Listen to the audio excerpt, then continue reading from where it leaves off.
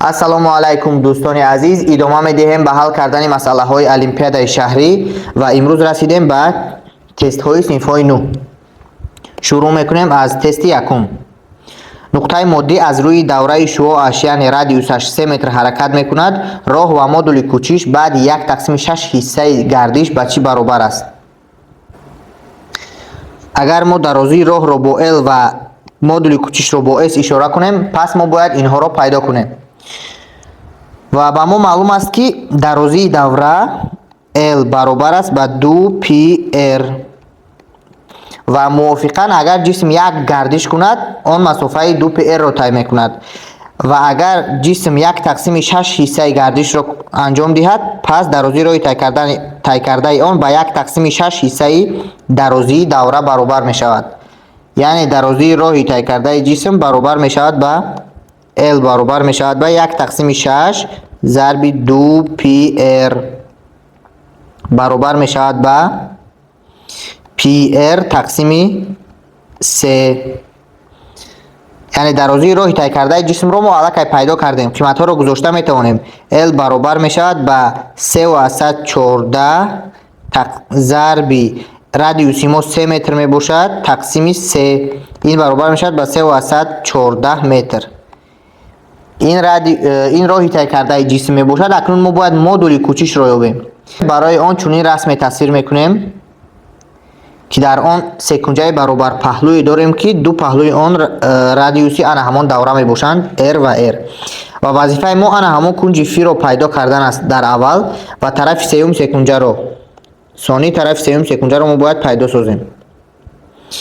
тараки тарафи сеюм секунҷа ин модули кӯчиши ҷисм мебошад.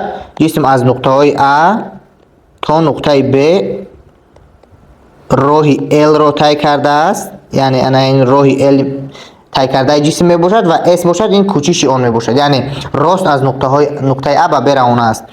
мо бояд кӯчишро ёбем, S-ро ёбем. барои ин биёед аввал фиро меёбем ва барои ин аз формулаи L тақсими R дарозии камони давра нисбати дарозии камони давра ба радиус баробар мешавад ба кунҷе ки ана ҳамин камони давра дар атрофи маркази он мекашад, яъне фи. вале фи дар инҷо бо радиан ҳаст. мегузорем L-ро мо ёфтем ки ин баробар буд ба pr тақсими 3. pr тақсими 3 боз тақсими R ин баробар мешавад ба p тақсими 3. агар ба дараҷа гардонем, ин мешавад 60 дараҷа, 60 градус мешавад.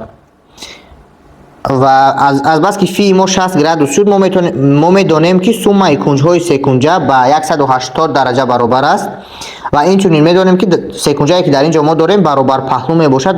пас ҳар ду ин кунҷҳо ягон бета мебошанд, яъне ду то бета ҷамъи фи бояд суммаи ин кунҷҳо бояд баробар шавад ба 180 дараҷа. аз инҷо мо бетаро пайдо карда метавонем ки ба бета низ ба 60 дараҷа баробар аст.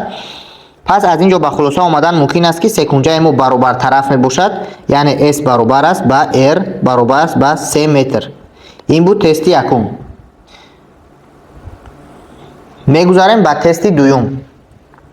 нуқтаи моддӣ қадқади меҳвари OX бо суръате ҳаракат мекунад ки тибқи қонуни V аз T баробар аст ба 10 ҷамъи 2T. V аз T баробар аст ба 10 ҷамъи 2T. ин бошад вобастагии суръат аз вақт мебошад. суръати миёнаро дар тамоми роҳе ки нуқта аз 0 T1 баробари 0 то T2 баробари 10 сония тай мекунад ёбед. суръати миёнаро мо бояд ёбем. яъне суръати миёна мувофиқи формулаи суръати миёна баробар аст ба тамоми роҳи тай карда тақсими тамоми вақт, ки азбаски албатта роҳи тай карда ин мешавад S, вақти мо ин мешавад T2 тарҳи T1 ки ин ба мо маълум аст. вале мо бояд роҳи тай кардаи ҷисмро дар вақтҳои аз T1 то T2 аз T1 то T2 ёбем. чӣ тавр инро меёбем? ба мо формулаи вобастагии суръат аз вақт дода шудааст 10 ҷамъи 2T که این مانند است با فرمولای v از t برابر است با v0 جمع at. پس از اینجا به خلاصه آمدن ممکن است که v0 ما این 10 متر تقسیم ثانیه می باشد. از مانند کنی هر دوی این فرمول حاصل کردن ممکن است که v0 ما 10 متر تقسیم ثانیه I ما باشد 2 متر تقسیم ثانیه در کوادرات می باشد. پس S رو می توانیم یابیم تا دهم ثانیه.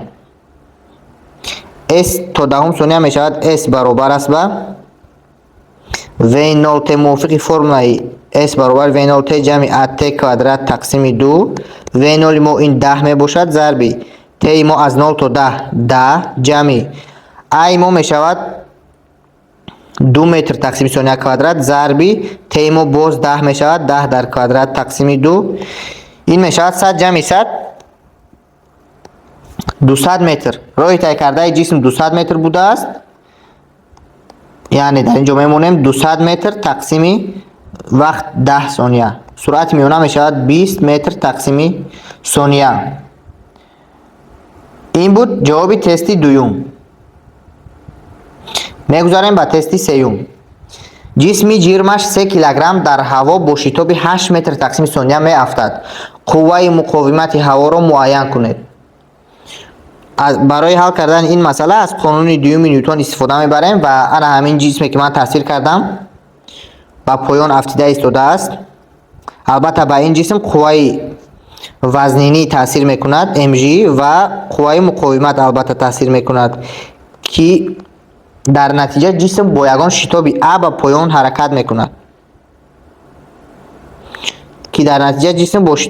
به پایان حرکت میکند و قانون دوم نیوتن در این حالت میشود که MA به سمتی که شتاب روانه است، یعنی به سمت یعنی همین تیری که من حاضر وارد کردم تیری Y، شتاب ما به همین سمت روانه است. برای همین قانون دوم نیوتن را نیز به همین سمت می نویسیم. MA برابر است به سمت Y کدام قوه ها تاثیر میکنند؟ mg مقابل تیر Y F. برای همین F در اینجا علامت منفی میگیرد. F مقاومت است، در اینجا F مقاومت، قوه مقاومت. و از اینجا ما باید قوه مقاومت را یابیم که این برابر میشود با از این فرمول حاصل میکنیم که F برابر میشود با mg طرح ma که در اینجا میگذاریم m میشود g طرح a. قیمت های عددی رو میگذاریم میشود F برابر میشود با m ما 3 کیلوگرم است، 3 کیلوگرم ضرب G در اینجا تقریبا آن را به 10 برابر میگیریم. 10 طرح I ما باشد 8 متر تقسیم ثانیه 2 × 6 نیوتن می شود. جواب تست سوم می شود 6 نیوتن. اکنون به تست چهارم میگذاریم. جسم از بلندی 80 متر آزادانه می افتد. در ثانیه آخرین پرواز خود آن کدام راه را طی میکند؟ بیاید اول میابیم که جسم چند ثانیه می افتد از بلندی 80 متر. البته وقتی در اینجا آزادانه گفته است و سرعت ابتدایی رو هم نداده است، ما قبول میکنیم که سرعت ابتدایی هنگام افزایش آزاد به 0 برابر است. پس ما به آسانی فرمولای h برابر g t کوادرات تقسیم 2، ولی در اینجا من تاو گذاشتم چون که وقتی عمومی پرواز رو من با تاو اشاره میکنم. g تاو کوادرات تقسیم 2 رو استفاده میبریم. تاو باشد وقتی پرواز هست، h باشد انهمان 80 متر. از اینجا تاو رو پیدا میسازیم، میشود ریشه 2 ضرب h تقسیم g. قیمت ها رو میگذاریم. تاو برابر میشود با 2 × 80 160 تقسیم g رو تقریبا باز 10 میگیریم. تاو ما برابر میشود با 4 ثانیه. تمام وقت افزایش جسم 4 ثانیه می باشد. ما باید مسافه را یابیم که در ثانیه آخرین جسم طی میکند. برای این بیاید اول 3 ثانیه اول رو ببینیم که در این 3 ثانیه اول جسم چقدر راه را طی کرده است. یعنی ما از 4 ثانیه آخرین را جدا میگذاریم و میبینیم که در 3 ثانیه جسم یگان مسافه h1 را البته طی کرده است. h1 برابر می شود از بس که ما 3 ثانیه اول رو انتخاب کردیم. در اول ثانیه یکم یعنی در ابتدای حرکت سرعت جسم به 0 برابر بود. برای همین ما میتوانیم g ضرب 3 ثانیه رو با یگان t خورد اشاره میکنیم. g t کوادرات تقسیم 2 که t ما به 3 برابر است. g باشد تقریبا 10 ضرب 3 در کوادرات تقسیم 2. 5 ضرب 3 کرد 3 9 5 کرد 9 45 متر. یعنی جسم 3 ثانیه اول 45 متر رو طی کرده است. بعد از 45 متر باز چقدر مسافت رو طی میکند که در عموم باید 80 شود. یعنی مسافت طی کرده اش در ثانیه چهارم این برابر می شود با تمام مسافت طی کرده اش، یعنی 80 متر. یعنی انا همون اش طرحی اش یک این مسافه که تا ثانیه چهارم طی کرده است، یعنی 3 ثانیه قبل. پس این برابر می شود با 80 طرح 45 و برابر می شود با 35 متر.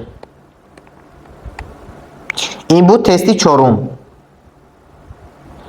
تستی پنجم رو میبینیم. سنگی که از مناره تحت کنج 60 درجه نسبت به افق با سرعت ابتدایی 10 متر تقسیم ثانیه پرتافته شده بود، پس از 3 ثانیه به زمین افتاد. بلندی مناره چقدر به چی برابر است؟ پیش از همه رسم رو در اینجا تصویر میکنیم. جسم سنگی که از مناره تحت کنج 60 درجه نسبت به افق با سرعت بلندی مناره چقدر است؟ یعنی سنگ رو از آن همین یگان بلندی نسبت به سطح زمین رو من 0 میگویم. تیر ایگریگ رو به بالا، تیر ایکس رو به طرف راست روانه میکنم. تحت کنج 60 گرادوس جسم رو میپرتویم. یعنی جسم رو آن همین طور میپرتویم و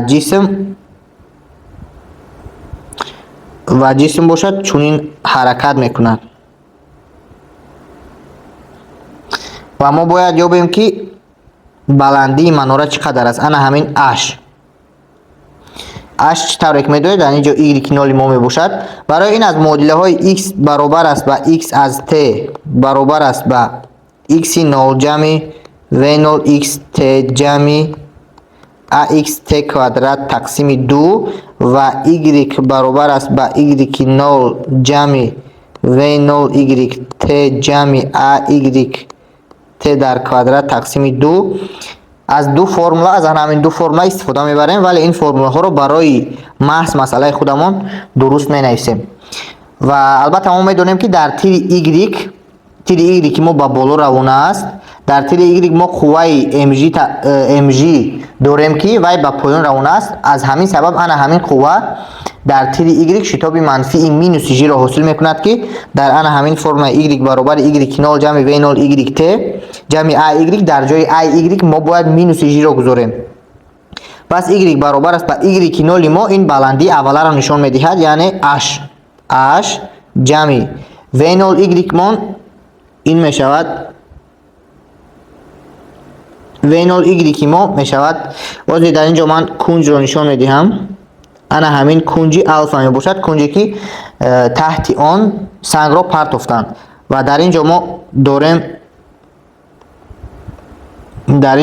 سرعت ابتدایی v نول و کنجی الفا و اینجا v y می باشد، اینجا v x. از این رسم دیدن ممکن است که v y برابر است با v ضرب سینوس الفا و v x باشد v ضرب کوسینوس.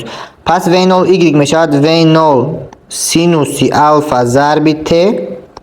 از بس که ay که ما علاقه گفتیم که با مینوس g برابر است، یعنی مینوس g t کوادرات تقسیم 2. فرمول بالایی باشد x نول ما 0 است، چون که در تیر x کوردینات جسم کوردینات سنگ در اول با 0 برابر است. پس x نول رو نمی نویسیم. v نول x باشد حاضر گفتیم می شود v نول کوسینوس الفا جمع ضرب t جمع ax. در تیر x از بس که یگان قوه تاثیر نمی کند، پس موافق قانون دیوم نیوتن شتاب هم نداریم، یعنی در تیر x معادله ما آسان‌تر می شود. باید از همین دو معادله ما اش رو پیدا کنیم. وقت هم به ما معلوم است. سنگی که از مناره تحت کنج 60 درجه نسبت به افق با سرعت ابتدایی 10 متر تقسیم ثانیه پرتافته شد، پس از 3 ثانیه به زمین افتاد. بلندی مناره v نول به ما داده شده است، t داده شده است، اش رو در اینجا به ما حتی لازم نمی شود که فرمول اول را استفاده بریم. ما تنها با استفاده فرمول دوم میتوانیم مسئله رو حل کنیم. چی طور؟ یعنی در اینجا ما میتوانیم نویسیم y برابر است با h جمع v نول سینوس الفا ضرب t طرح g t کوادرات تقسیم 2 و هنگامی که جسم به زمین می افتد، یعنی وقتی که ت برابر می شود به وقت افتش، ت برابر می شود به تو، در آن حالت y برابر می شود به 0 چونکه بلندی جسم به 0 برابر می شود و به زمین می افتد. از این معادله در این معادله یعنی y رو به 0 برابر کرده اش رو میابیم که برابر می شود به g t کوادرات تقسیم 2 مینوسی و 0 سینوسی الفا ضرب ت. در اینجا در جای g تقریبا 10 میگذاریم، تقریبا 34 متر، یعنی تقریبا به 34 متر برابر می شود. باز شما می توانید یک بار دیگر باز با کالکولاتور سنجید که من درست نوشتم یا نه. در کدام بلندی از سطح زمین شتاب افتش آزاد نسبت به سطح زمین 16 مرتبه کمتر است؟ در کدام بلندی از سطح زمین شتاب افتش آزاد نسبت به سطح زمین 16 مرتبه کمتر است؟ بیاید اول معین میکنیم که شتاب افتش آزاد خودش چی است. شتاب افتش آزاد در اصل این شدیدیت میدان جاذبه می باشد که برابر است به نسبت قوه‌ای که به جسم تاثیر میکند در یگان بلندی تقسیم ماسه جسم. یعنی اگر ما شدیدیت میدان الکتریکی رو نویسیم، ای برابر می شود به در شکل وکتوری قوه‌ای که به ذریعه تاثیر میکند به بزرگی ذریعه. شدیدیت میدان جاذبه هم باشد همین طور است، قوه‌ای که به یگان ماسه تاثیر میکند تقسیم بزرگی آن همین ماسه. در اینجا F رو من خوبتر می نویسم و ما باید ببینیم که در کدام بلندی از سطح زمین شتاب افتش آزاد نسبت به سطح زمین 16 مرتبه کمتر است. یعنی اول بیاید در سطح زمین می نویسیم، یعنی G1 می نویسیم، آن رو برابر است به F در بلندی، در اینجا ببینید بلندی داریم F در بلندی 0 یعنی در سطح زمین تقسیم M، این برابر می شود در بلندی 0 یعنی در سطح زمین قوه جاذبه ای که با جسم های در سطح زمین جایگیر بوده تاثیر میکند، این برابر است به G ضرب ماسه جسم ضرب ماسه زمین تقسیم مسافه از جسم تا مرکز زمین. در هنگامی که جسم در سطح زمین قرار میگیرد این مسافه به رادیوس زمین برابر می شود، ولی این مسافه در کوادرات است. باز تقسیم ماسه M که در اینجا حاصل میکنیم GM تقسیم R کوادرات، این می شود G1.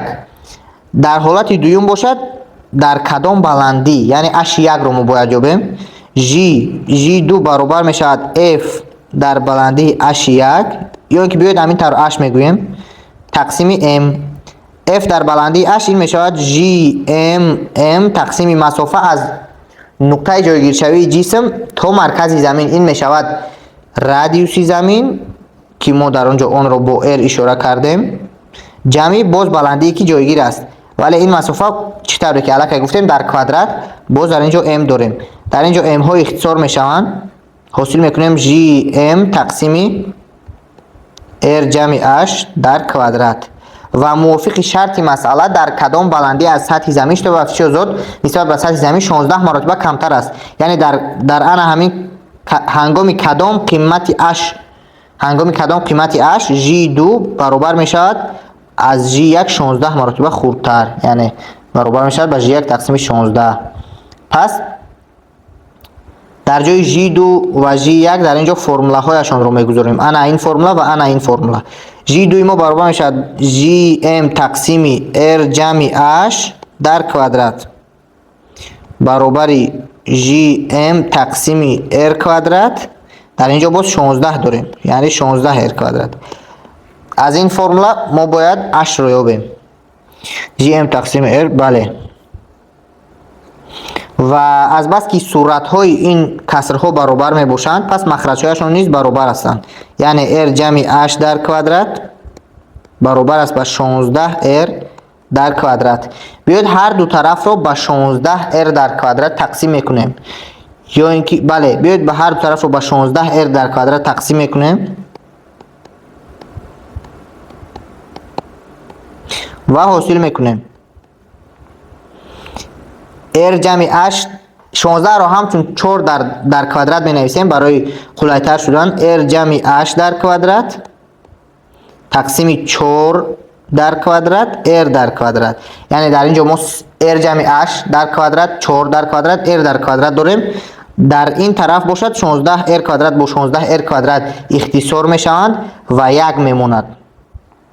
طرف چپ معادله را باشد چطوری که میبینیم از عددهای از بزرگی الهیده در کوادرات عبارت هستند. ما میتوانیم در کوادرات عمومی آنها را گیریم. یعنی r جمع h تقسیم 4r در کوادرات عمومی برابر است به 1. از هر دو طرف ریشه گیریم. ریشه 1 باز می شود همان 1. پس r جمع h برابر می شود با 4r. 4r رو نزد 1 میبریم. کوادرات هم در آنجا رفت ریشه شد 1. ریشه 1 است. 4r جمع h برابر 4r. یعنی h را از اینجا یابیم اگر این می شود 4r طرح r کی می شود با 3r. یعنی در بلندی 3 رادیوس زمین شتاب افزایش آزاد 16 مرتبه خرد می شده است. تست هفتم. حرکت جسم جرمش 100 گرم با معادله x برابر است با 2 جمع 8t جمع 3t کوادرات با آن همین معادله افاده کرده می شود. مدول ایمپولس جسم را در لحظه وقتی 2 ثانیه یابید. محض در لحظه وقتی 2 ثانیه. پیش از آن بیاید من از اینجا می نویسم که وقتی که با شما چنین معادله داده است شما معادله x برابر است با x0 جمع v0x t جمع ax t کوادرات تقسیم 2 رو نویسید و از اینجا خیلی معلومات های مفید رو پیدا میکنید. چطور معادله ها رو مانند میکنید میبینید که در اینجا x0 داریم در اینجا 2 داریم. پس x0 برابر است با 2 متر. پیش از t در اینجا v0 داریم در اینجا باشد 8 داریم.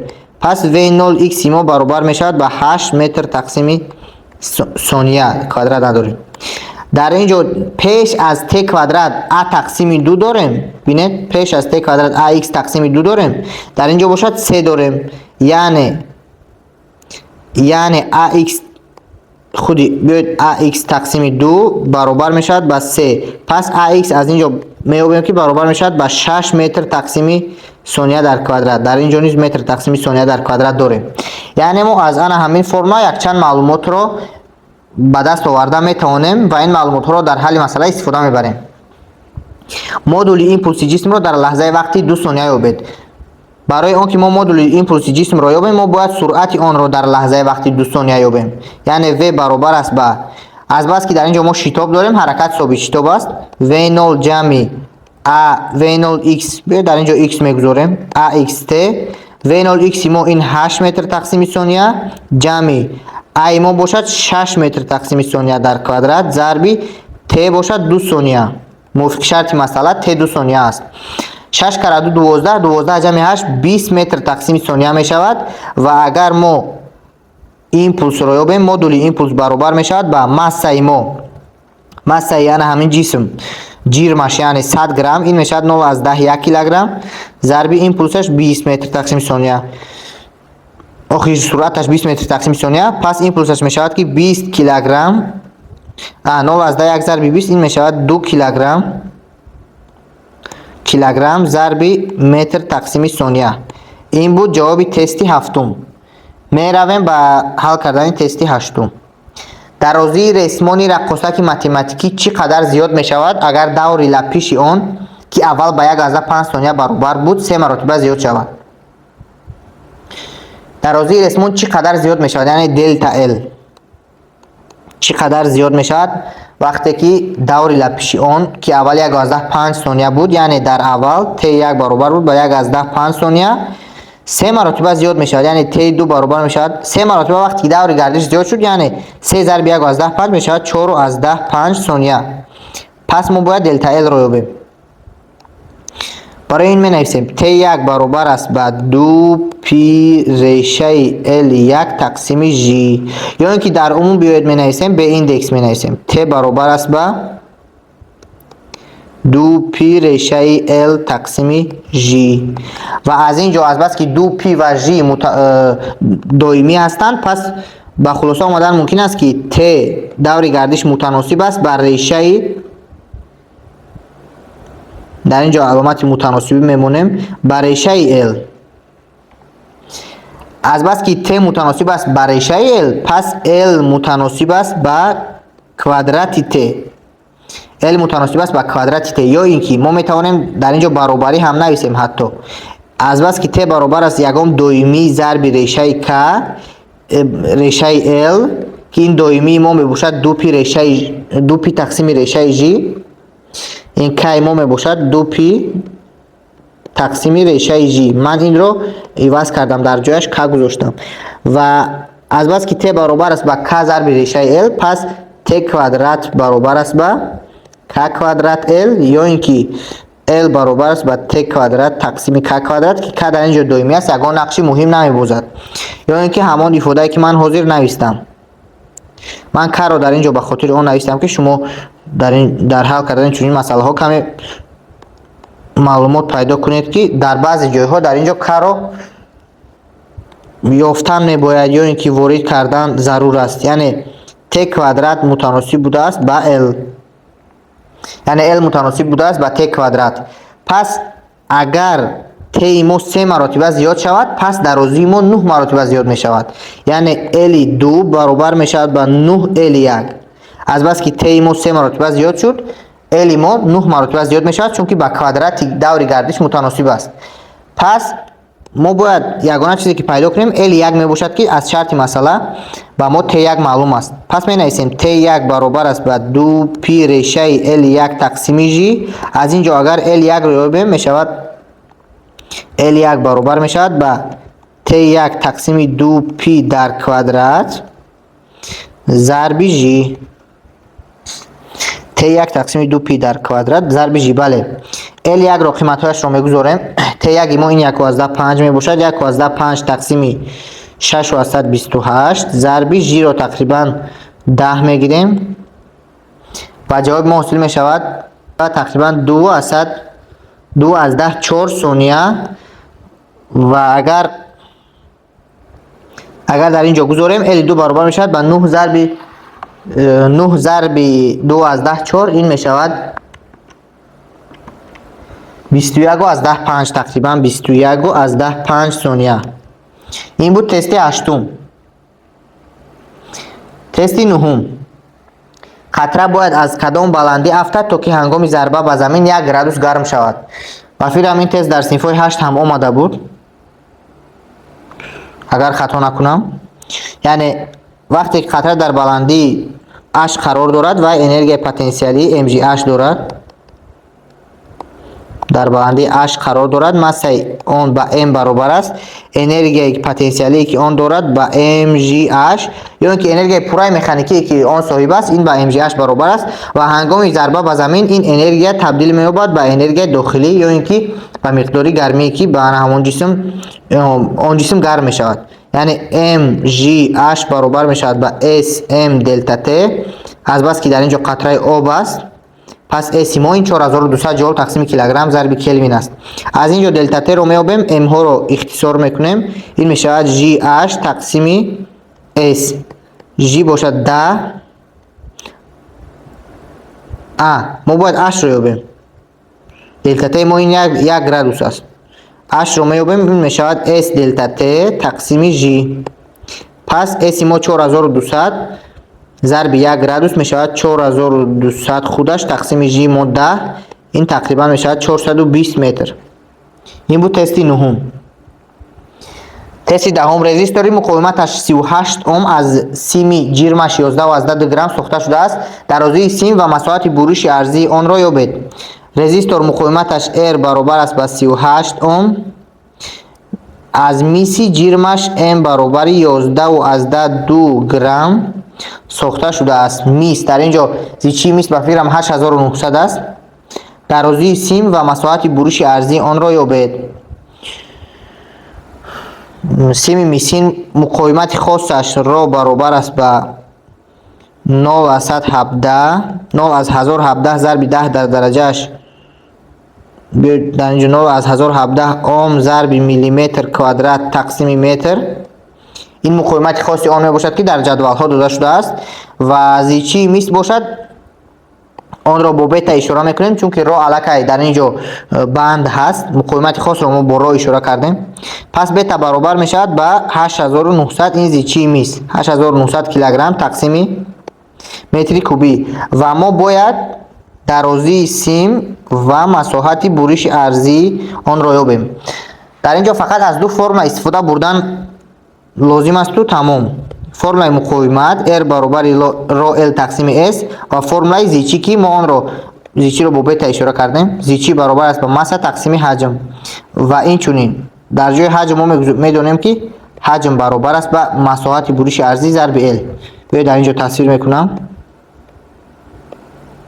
یعنی اگر ما همین درازی نقل رو با مساحتش ضرب کنیم این میشود حجمی انا همون نقل. اکنون بیاید این معادله ها رو حل کرده حاصل میکنیم. در اینجا با ما لازم است L و S. پس ما باید یکی از آنها رو گزارش کرده دیگریش رو پیدا کنیم. بیاید اول می نویسیم که میبینیم که چی حاصل میکنیم. در اینجا RS داریم. RS برابر است به در فرمول مقاومت رو L در فرمول زیچی باشد بتا SL برابر است به M. یعنی زیچی ضربی رو ضربی V برابر M. از این فرمول ها استفاده میبریم. بتا SL رو با RS تقسیم میکنیم یعنی معادله 2 رو با معادله 1 تقسیم میکنیم. حاصل میکنیم که بتا L تقسیم R برابر است به M تقسیم رو L. M تقسیم رو L. بله بتا S با S رفت تقسیم R برابر است به M تقسیم رو L و از اینجا چنین ضرب میکنیم و حاصل میکنیم بتا رو L ضرب L کوادرات در اینجا M ضرب R MR و از اینجا L رو پیدا میکنیم. L برابر میشود به MR تقسیم رو بتا ولی در تحت ریشه چون که L در اینجا کوادرات دارد. S رو باشد چنین پیدا میکنیم. بیاید از این دل خو فرمولا از فرمول زیچی فرض میکنیم که میتوانیم اون رو حاصل کنیم. S برابر میشود با ماسه تقسیم زیچی ضرب درازی ماسه تقسیم زیچی ضرب درازی. ما این بیاید درازی رو در آنجا می نویسم. البته درازی در مخرج است اون رو چپا می نویسیم. زیچی مقاومت خاص زیچی تقسیم MR. اگر ماسه را داخل ریشه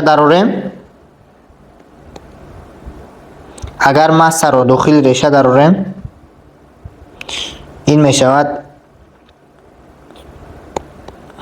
ماسه مقاومت خاص زیچی در اینجا مقاومت خاص اختصار می شود با پایان ماسه مقاومت خاص بعدا زیچی و R. این باشد فرمولا برای اسم باشد ولی خودتان قیمت های عددی رو گذاشته حساب کتاب کنید. شروع میکنیم از مسئله یکمش. جسم با سرعت 30 متر تقسیم ثانیه جسم با سرعت ابتدایی 30 متر تقسیم ثانیه عموداً به بالا پرتافته شد. درازی راه طی کرده جسم را بعد 5 ثانیه یابید.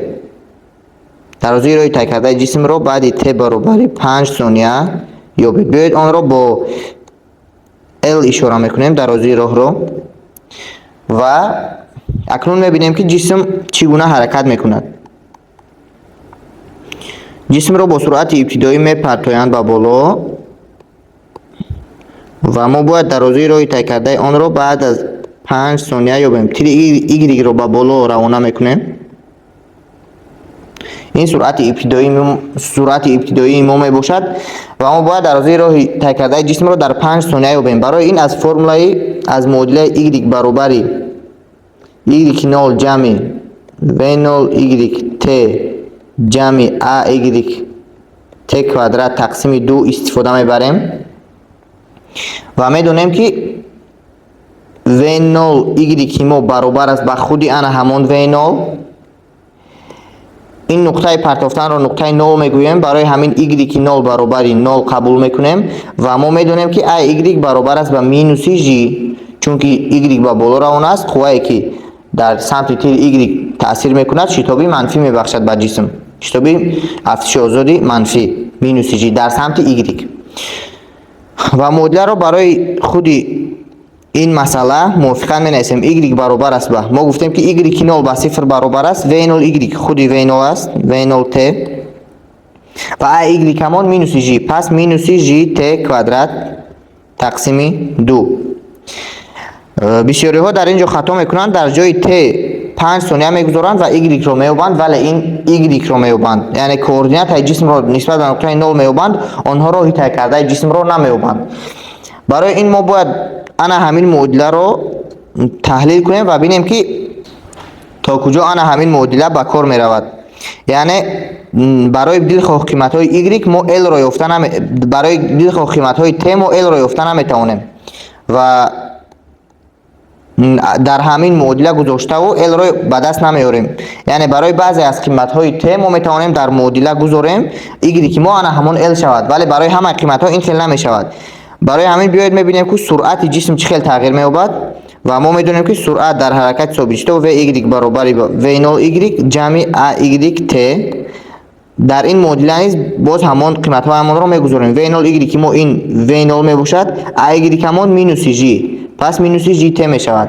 و بیاید میبینیم که در هنگام کدام قیمتی t سرعت ما با 0 برابر می شود. یعنی سرعت ما با 0 برابر می شود اگر وقت ما با یگان تاو برابر شود. پس 0 برابر است با v0 طرح g تاو. تاو این وقت می باشد که جسم حالا سمت حرکتش رو تغییر نداده است، یعنی تو با یک سمت حرکت می کند. یعنی اگر جسم رو ما با سرعت ابتدایی پرتویم و به آن همون سمت بالا حرکت کردن میگیرد تا وقتی که تی ما با تاو برابر نشود. همین که تی ما با تاو برابر شد سرعت جسم با 0 برابر میشود و جسم بعد از این سمت حرکتش رو عوض میکند. از اینجا تاو رو میابیم میشود v0 تقسیم g، قیمت های عددی رو میگذاریم. v0 ما 30 متر تقسیم ثانیه، g تقریبا 3 ثانیه، یعنی جسم 3 ثانیه با بالا حرکت کرد. در این 3 ثانیه چقدر راه رو طی کرد؟ ما L1 رو میابیم. L1 برابر است با انا همین بیاید دلتا y میگویم، از بس که در روزی راه این منفی شده نمیتواند، پس مودولی دلتا y برابر است با مودول از y هنگام تاو طرح هنگام y هنگام 0 بودن وقت. پس میگذاریم قیمت های عددی رو در انا همین معادله که ما در اینجا حاصل کردیم محض برای جسم، محض برای همین مسئله در شکل عمومی باشد معادله چنین شکل داشت، ولی ما آن رو برای این مسئله نوشتیم، برای این حالت نوشتیم چنین شکل رو میگیرد و اکنون در این معادله در جای ت تاو رو میگذاریم مودول v0 ضرب تاو. تاو ما این v0 تقسیم g می باشد، در اینجا داریم تاو رو در جای ت، در اینجا در جای ت تاو گذاشتیم، طرح g تقسیم 2 تاو کوادرات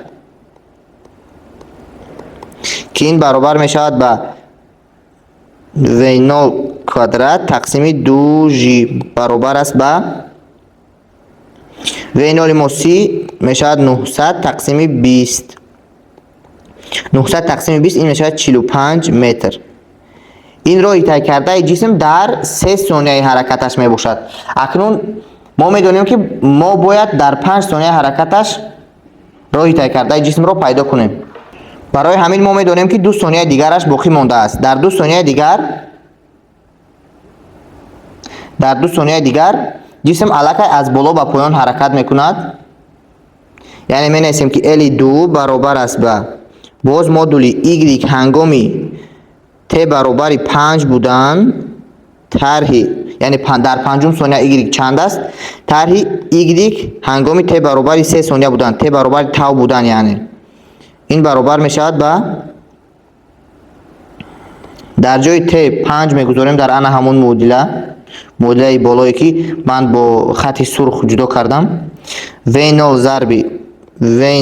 ضرب t عمومی طرح جی تی عمومی در کوادرات تقسیم 2 طرح ایگریک هنگام 3 یعنی در اینجا قوس رو میکشم ایگریک هنگام با 3 ثانیه برابر بودن وقت این میشود v0 ضرب تاو تاو ما این 3 ثانیه است طرح جی تاو در کوادرات تقسیم 2 مودول برابر است با v0 ما 30 ضرب 5 150 طرح در اینجا 5 ضرب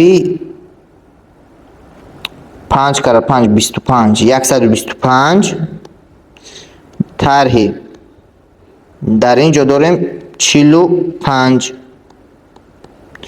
انا این رو ما حساب کرده بودیم الکی 45 حاصل شد یعنی 150 طرح 25 این میشود 25 طرح 45 این میشود مینوس 25 و از مودول میبرد 25 متر یعنی در 2 ثانیه دیگر جسم 25 متر را طی میکند این رو از فرم h برابر جی ضرب ت اشتریخ یگان ت یک در کوادرات تقسیم 2 حاصل کردن ممکن بود یعنی ما در جای ت یک فقط 2 ثانیه میگذاریم پس میشود 10 ضرب 2 در کوادرات تقسیم 2 که حاصل میکنیم انا همان 5 کرد شد 20 متر 20 در اینجا من خطا کردم 25 طرح 45 این مینوس 20 می شود دیده در اینجا من کمی به خطا گیر دادم ولی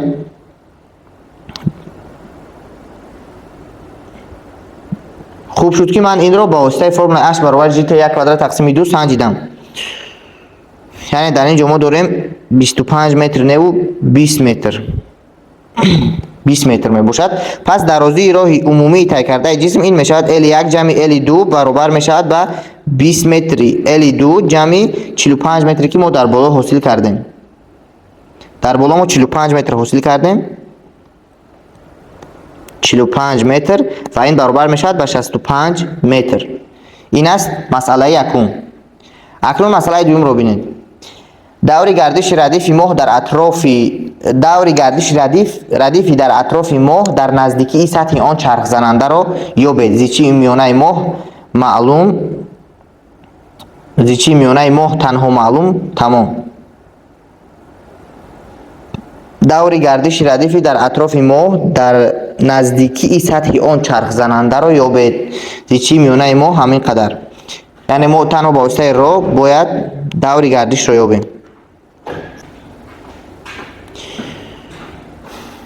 اول باید ما به آن دقت دهیم که در نزدیکی سطح آن یعنی بلندی ها خیلی نظر بر رادیوس ماه خرد هستند پس در اینجا ما تقریبا مدار حرکتی ردیف را به خود رادیوس ماه برابر حساب میکنیم یعنی اگر فرض کنیم که اینجا محتاب می باشد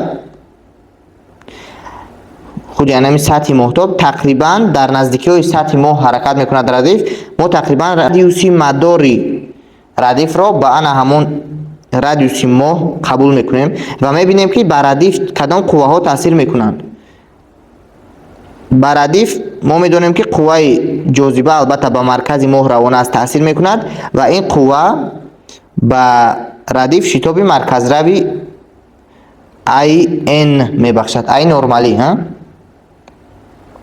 پس در اینجا می نویسیم که M ضرب A موافق قانون دوم نیوتن ولی در اینجا ما I نرمالی داریم I تانگنسیالی نداریم تقریبا حرکت اون رو منتظم فکر میکنیم M I نرمالی برابر است با قوه جاذبه می نویسیم M I نرمالی ما این V کوادرات تقسیم R برابر است با G مسای خود مسای کلان تقسیم R کوادرات رادیوسی مداری ردیف در کوادرات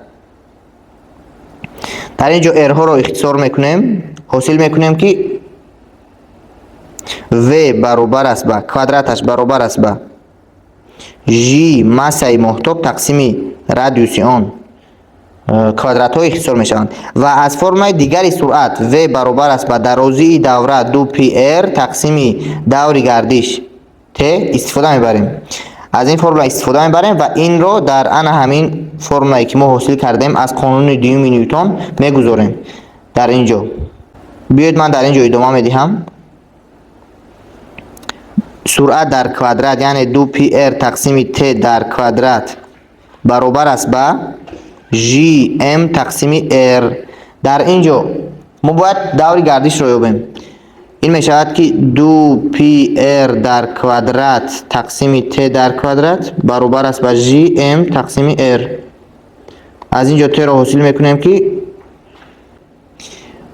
2 پی ار در کوادرات باز ار داریم تقسیم جی ام. همه اینها تحت ریشه، همه اینها در تحت ریشه و در آخر ت برابر می شود با 2 پی ار در کوادرات از ریشه می برآیند 2 پی ار ریشه ار تقسیم جی ام. ولی در اینجا ماسه سیاره با ما معلوم نیست، ماسه سیاره با ما معلوم نیست. پس در اینجا ما باید چیکار کنیم؟ ما میدونیم که سیاره شکل ماسه محتاب با ما معلوم نیست. محتاب شکلی کره شکل را دارد، برای همین ماسه آن برابر است با زیچی ضرب حجم آن. ولی در جای حجم ما فرمولای حجم کره رو میگذاریم، زیچی ضرب 4 تقسیم 3 پی ار کوب. انا این رو در فرمولای دور گردش میگذاریم. ت برابر است با پی ار ضرب ار تقسیم جی ضرب 4 تقسیم 3 پی ار کوب. باز در اینجا رو داریم رو و حاصل میکنیم 2 پی. در اینجا ار ها اختصار میشوند 3 تقسیم 4 رو جی ار کوب با ار کوادرات و یک ار دیگر اختصار میشود، 3 بالا میرود 4 رو جی پی. در اینجا ما میتوانیم پی رو هم اختصار کنیم، پی رو هم اختصار میکنیم، یعنی پی رو داخلی ریشه میدراره میشود 3 پی 4 از اینجا از ریشه میبراید اختصار میشود با 2 3 پی تقسیم رو جی. این بود، این است فرمولای آخران برای مسئله 2. اکنون شما میتوانید قیمت‌های عددی رو گذاشته حاصل کنید. میگذاریم به حل کردن مسئله 3. درازی اولای رقاصک متمتیکی را یابید اگر هنگام کوتاه کردن درازی رقاصک به قدر 5 سانتی متر بسامد لپیشی آن 5 مرتبه زیاد شده باشد. یعنی اول ما داریم نیو 1 برابر یگان نیو، بعد بسامد لپیشی آن 5 مرتبه زیاد می شود، یعنی نیو 2 برابر می شود با 5 نیو. اول ما داریم درازی اولای رقاصک الی اولا هنگام کوتاه کردن درازی رقاصک با یعنی ال اولا برابر است با یگان ال 1 و ال در حالت دوم این برابر است با درازی اولا طرح 1 دلتا ال. یعنی هنگام کوتاه کردن درازی رقاصک به قدر 5 سانتی متر دلتا ال ما این 5 سانتی متر می باشد 5 سانتی متر. بس آمد لپیش آن 5 مرتبه زیاد شده باشد. ما باید ال خود یعنی ال رو ببینیم. یعنی می نویسیم از فرمای دور لپیشی رقاصک متمتیکی یا اینکه از فرمای بسامد لپیشی آن استفاده میبریم. نیو برابر است با 1 تقسیم 2 پی ریشه جی تقسیم ال. این رو برای دو حالت اگر نویسیم نیو 1 برابری همین طور نیو 1 برابر 1 تقسیم 2 پی جی تقسیم ال 1. ولی بینید که در اینجا نیو متناسب است با 1 تقسیم ریشه درازی، یعنی 1 تقسیم 2 پی و ریشه جی اینها دائمی می باشند و نیو متناسب است با 1 تقسیم ریشه ال. پس ما میتونیم نویسیم که نیو 2 تقسیم نیو 1 این برابر است با ریشه ال 2 ال 1 تقسیم ال 2، چون که در اینجا متناسبی چپه دیده استودیم ال 1 تقسیم ال 2. نیو 2 تقسیم نیو 1 برابر است با ریشه ال 1 تقسیم ال 2. پس ما میدونیم که نیو 2 تقسیم نیو 1 این 5 می باشد. میگذاریم ریشه ال 1 ما انا همون ال است، ال 2 ما می باشد ال طرح دلتا ال. کمی کوتاه کردن این برابر است با 5 نیو 2 تقسیم نیو 1 با 5 برابر است. اکنون می‌نویسیم هر دو طرف رو با کوادرات برداشته حاصل میکنیم ال برابر است با ال طرح دلتا ال ضرب 25. از اینجا ما باید ال رو پیدا کنیم. پس ال برابر است با 25 ال طرح 25 دلتا ال. پس از اینجا حاصل میکنیم که 25L طرح L برابر است به 25 دلتا L. از اینجا L برابر میشده است به 25 تقسیم 24 دلتا L. این است جواب مسئله سیوم. میگذاریم به حل کردن مسئله چهارم. مقاومت الکتریکی زنجیر را یابید اگر R برابر 4 اوم باشد. ببینید که در اینجا ما زنجیر داریم که ما باید مقاومت عمومی آن را یابیم و برای این باید ما زنجیر را از سر نو تصویر کنیم در شکل آسان ترش و در بین نقطه هایی که آنجا مقاومت نیست، مقاومت آنجا با صفر برابر است، این نقطه ها یعنی پتانسیل برابر دارند. پس ما می توانیم این نقطه ها رو همچون یک نقطه قبول کنیم یا اینکه این نقطه ها رو با هم دیگر پیوست کنیم. اگر اینجا نقطه A گوییم اینجا هم پس نقطه A می شود. اگر اینجا رو ما نقطه B گوییم اینجا رو نقطه C گوییم، پس زنجیر رو در شکل زیرین ما می توانیم باز تصویر کنیم.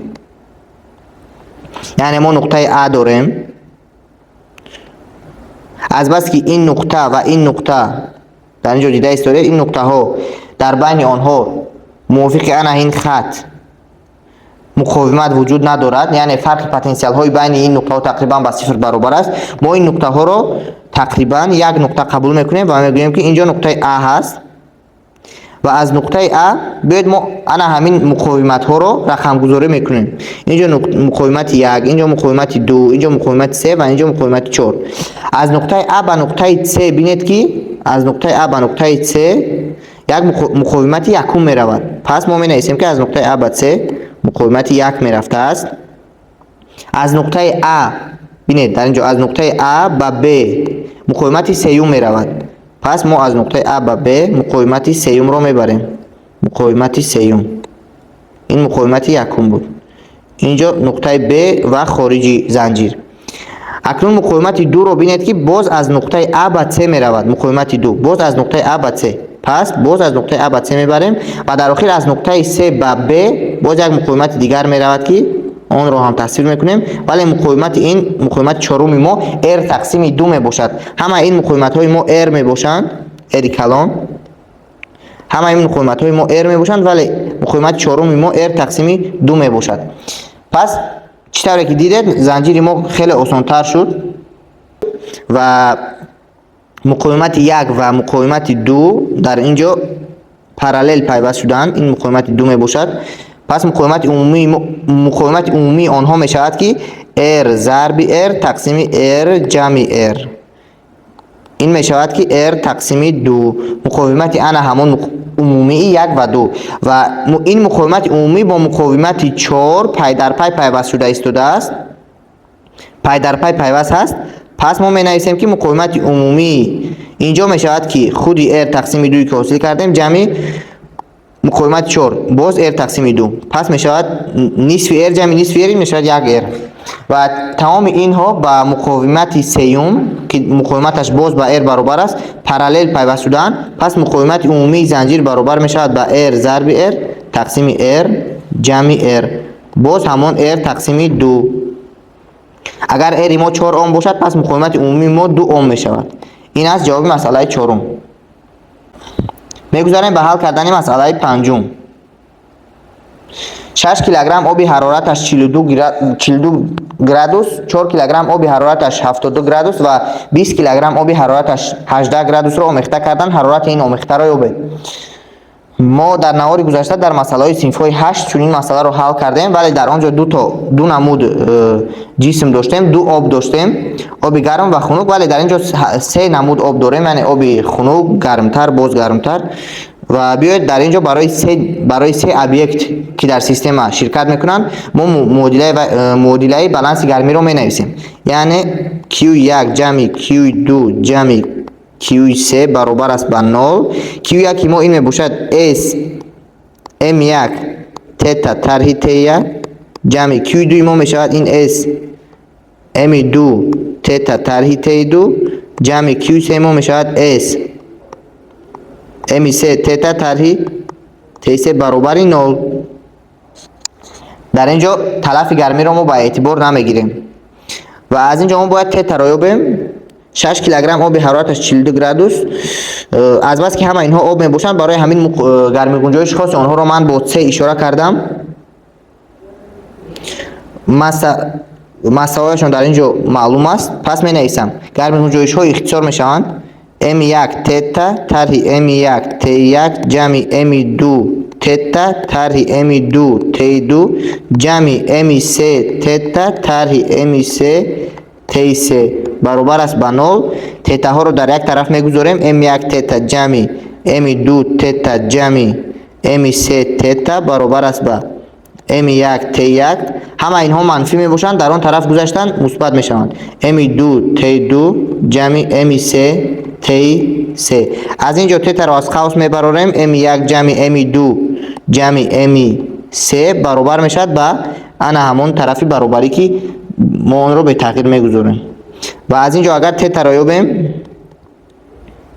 این می شود تمام اون طرف برابری M1 T1 جمع M2 T2 جمع M3 T3 تقسیم M1 جمع M2 جمع M3. شما میتونید در اینجا قیمت های عددی رو گذاشته حساب کنید. اکنون میگذاریم به مسئله آخرین. در روز آفتابی در کوچه سیر و گشت کرده سعید میدانچه افقی هموار را دید که در آن بسیار ستونهای لوله شکل یعنی سیلیندری عمودی بلندیشان یک خیله اما قطرشان یعنی دیامترشان گوناگون جایگیر بودند. سعید مشاهده کرد که ستونهای قطرشان گوناگون سایه های پررأی درازیشان گوناگون را حاصل میکنند. یعنی سایه بلندی هر یک ستون برابر است ولی سایه آنها گوناگون است، گرچنده که همه آنها بلندی یک خیله دارند. با توجه به این قطر ستونها د و درازی ال سایه آنها را چین کرده. سپس نگاره یعنی گرافیک ال از د را که در رسم آورده شده است ساخت. معین کنید که بلندی ستونها به چی برابر است. اندازه کنجی آفتاب الفا برابر 0.5 گرادوس است. اگر ما در این مسئله اندازه کنجی آفتاب را به اعتبار نگیریم مسئله ساده می شود و سایه همه این ستون ها باید یک خیل باشد. ولی در اینجا اندازه کنجی آفتاب و این چنین خرد بودن دیامتری ستون ها نقش مهم می‌بازد. ببینید که دیامتری در اینجا گرافیک L درازی سایه آنها ستون ها از D داده شده است از دیامتری آنها و در ان همین نقطه بعد از ان همین نقطه علاقه سایه آنها تغییر نمی‌یابد. سایه ستون ها تغییر نمی‌یابد چون که علاقه قفسی آنها به قدر کافی زیاد می‌شود یعنی دیامترشون کلان است که در اینجا اندازه کنجی آفتاب هم خیلی خرد به نظر می‌رسد و سایه آنها یک خیله می‌شود بعد از آنکه از حدود قفسی معین داشته می‌گذرند. یعنی اگر دیامترشون از 15 سانتی متر در اینجا 15 سانتی متر داریم زیاد شود سایه آنها درازی معین می‌گیرد و تغییر نمی‌یابد. بیاید در اینجا رسم تصویر میکنیم. در اینجا یک رسم تصویر میکنیم. این انا همان ستون های لوله شکل میباشند و کنج افتش آفتاب رو البته ما دویمی میحسابیم و بعد از آن که دیامتری ستون ها از 15 سانتی متر زیاد می شود سایه آنها تغییر نمی یابد. در اینجا ما یک چیز را حاصل کردن اما ممکن است. یعنی L از D سایه از دیامتر بعد 15 سانتی متر از 15 سانتی متر زیاد بودن دیامتر وابستگی ندارد. پس در اینجا آن همان کنج فی افتشی آفتاب رو ما یافتن اما ممکن است. در اینجا بلندی خودی ستون و سایه آن L سایه آن در اینجا هنگام 15 سانتی متر برابر بودن با 12 متر برابر بوده است. پس در اینجا می نویسیم که H تقسیم L برابر است با تانگنس فی. از ان همین سکونجا حاصل میکنیم که H تقسیم L با تانگنس فی برابر است. در اینجا فی می نویسم تانگنس فی. بلندی ستون ها با ما معلوم نیستند. اکنون از اندازه کنجی آفتاب ما چی رو معین کردن ما ممکن است. در اینجا اگر ما یگان نور رو بینیم این دو تا نور می باشند که از سوی آفتاب به اینجا می آیند و این نورها کمی یعنی پارالل به همدیگر نه و کمی تحت یگان کنج تحت کنج الفا که تحت انا همین کنج ما آفتاب رو مشاهده میکنیم، یعنی اندازه کنجی آفتاب آن را مینامند. تحت انا همین کنج مشاهده کرده می شود و موافق فرمای کنج ما میدونیم که در اینجا ما دیامتر داریم، در اینجا دیامتری د داریم و اگر ما انا همین د رو با مسافه از نقطه مشاهده این نقطه رو بیاید او میگوییم، نقطه او که در اینجا نیست، انا همون نقطه او داریم. پس در اینجا من حاضر همواری رو تصویر میکنم. این همواری سطح زمین می باشد و این مسافه رو ما L میگوییم، L نه یگان S بیاید گوییم، S میگوییم و انا همین D تقسیم S این میشود اندازه کنجی آفتاب الفا. D تقسیم S این میشود الفا و در اینجا باشد انا اینجا S می باشد. پس اگر ما H تقسیم S گوییم یا اینکه L تقسیم S گوییم، L تقسیم S این برابر میشود به کوسینوسی فی. یعنی برای هر یک ستون که دیامترشون گوناگون است کوسینوس فی یک خیله هست. پس از اینجا ما S رو میتوانیم که از معادله براریم. S برابر میشود به D تقسیم الفا، در آنجا میگذاریم L تقسیم D تقسیم الفا برابر میشود با کوسینوسی فی. بینید که در اینجا ما وابستگی L از D رو حاصل کردیم. L برابر میشده است با کوسینوس فی تقسیم D ضرب الفا. از فرمولی که در بالا نوشتیم H تقسیم L برابر است با تانگنس فی و کوسینوس فی رو البته ما در اینجا معین میکنیم. از این فرمول کوسینوس فی برابر است با DL تقسیم الفا. این هنگامی با 15 سانتی متر برابر بودن دیامتر می باشد. کوسینوس فی رو پیدا میکنیم و در اینجا در جای تانگنس میگذاریم. پس H برابر میشود با L ضرب تانگنس فی. یعنی از اینجا ما زیر کوسینوس فی رو میابیم، بعد واسه این تانگنس رو میابیم و در اینجا آورده حساب کتاب میکنیم، جواب مسئله میبراید. این بود مسئله آخرینی خوانندگان صفای 9، المپیاد خوانندگان صفای 9.